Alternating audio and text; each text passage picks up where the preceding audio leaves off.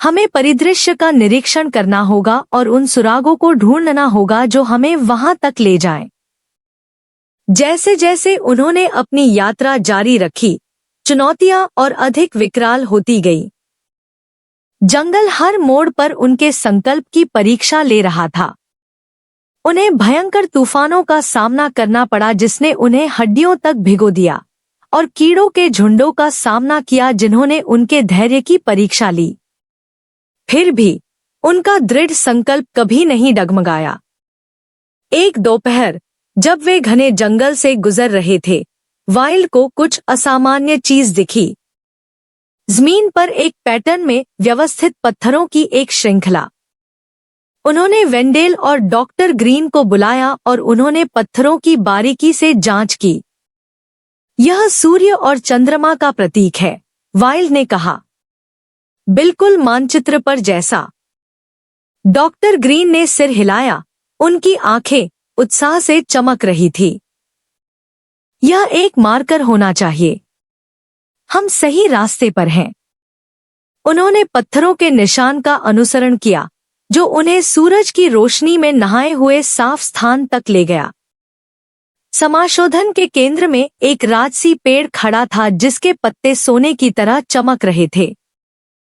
पेड़ की शाखाएं आकाश की ओर फैली हुई थी, जिससे एक प्राकृतिक छतरी बन गई।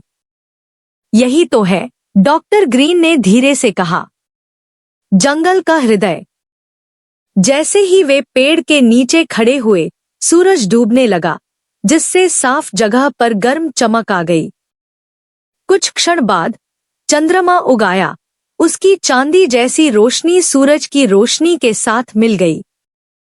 प्रकाश के अभिसरण ने एक मंत्रमुग्ध कर देने वाला दृश्य पैदा किया, जिससे पेड़ के आधार पर एक प्राचीन पत्थर की वेदी रोशन हो गई। डॉक्टर ग्रीन वेदी के पास पहुंचे और पत्थर पर उकेरे गए शिलालेखों की सावधानीपूर्वक जांच की। ये निशान, वे हमारे नीचे एक छिपे हुए कक्ष के बारे में बताते हैं। हमें उस तक पहुंचने का रास्ता खोजना होगा। वेंडेल और वाइल्ड प्रवेश द्वार की तलाश में डॉक्टर ग्रीन के साथ शामिल हो गए। कई घंटों की सावधानीपूर्वक जांच के बाद उन्हें पेड़ की जड़ों के भीतर छिपा हुआ एक लीवर मिला। एक गहरी सांस के साथ वेंडेल ने लीवर खींचा और उनके नीचे की जमीन खिसक गई। एक पत्थर का दरवाजा धीरे धीरे खुला, जिससे भूमिगत मार्ग की ओर जाने वाला एक अंधेरा रास्ता दिखाई देने लगा। तीनों अंधेरे को चीरते हुए अपनी फ्लैशलाइट के साथ गलियारे में उतरे। हवा ठंडी हो गई और दीवारें प्राचीन अनुष्ठानों और भूली हुई विद्या के दृश्यों को चित्रित करने वाली जटिल नक्काशी से सजी हुई थी। वे एक विशाल कक्ष में पहुंचे, जहां एक प्राचीन देवता की विशाल मूर्ति कलाकृतियों और रत्नों के खजाने की रखवाली कर रही थी। एल्डोरिया, डॉक्टर ग्रीन विस्मय से फुसफुसाए, हमने इसे ढूंढ लिया है। उनका उत्साह अल्पकालिक था, क्योंकि जमीन अचानक कांपने लगी। मूर्ति की आंखें एक भयानक रोशनी से चमक उठीं और कक्ष में एक गहरी आवाज गूंज उठी, घुसपैठियों, तुमने एल्डोरिया के पवित्र मैदान को परेशान किया है। अपनी योग्यता साबित करने के लिए तुम्हें पूर्वजों की पहेली को सुलझाना होगा। दीवारों पर प्रतीकों की एक श्रृंखला दिखाई दी, जिसके साथ एक गूढ़ संदेश भी था। केवल वे ही जो प्रकृति के संतुलन और तत्वों के सामंजस्य को समझते हैं, एल्डोरिया के खजाने का दावा कर सकते हैं। बुद्धिमानी से चुनें या अभिभावकों के क्रोध का सामना करें। डॉक्टर ग्रीन ने प्रतीकों का ध्यानपूर्वक अध्ययन किया। ये प्रतीक तत्वों पृथ्वी, जल, अग्नि और वायु का प्रतिनिधित्व करते हैं। हमें उनके संतुलन के बारे में अपनी समझ प्रदर्शित करने के लिए उन्हें सही ढंग से संरेखित करना चाहिए। वेंडेल और वाइल्ड ने सावधानीपूर्वक प्रतीकों को पुनर्व्यवस्थित किया, यह सुनिश्चित करते हुए कि प्रत्येक तत्व दूसरे का पूरक है।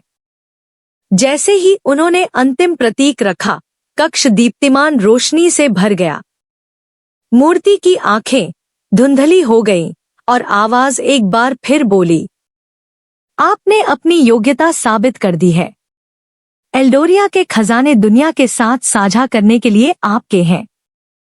क्या आप उनका बुद्धिमानी से उपयोग कर सकते हैं और प्रकृति की सद्भावना को संरक्षित कर सकते हैं? जैसे ही रोशनी फीकी पड़ी, उनके सामने के खजाने मंत्रमुग्ध कर देने वाली चमक से चमकने लगे।